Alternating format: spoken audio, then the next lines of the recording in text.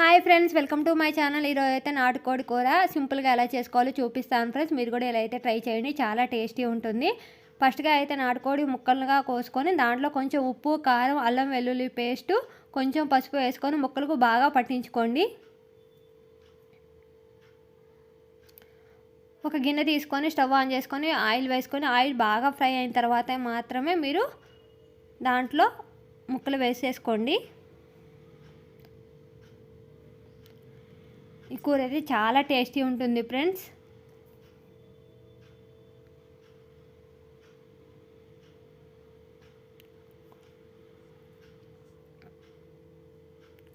ఉడికించుకోవడానికైతే కొంచెం ఆయిల్ అయితే యాడ్ చేసుకోండి.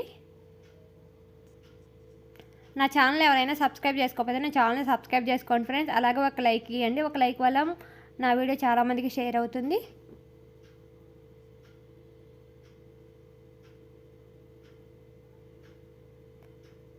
టేస్ట్ మాత్రం సూపర్గా ఉంది ఫ్రెండ్స్. ఇలా బాగా ఫ్రై చేసుకొని స్టవ్ ఆఫ్ చేసుకోండి.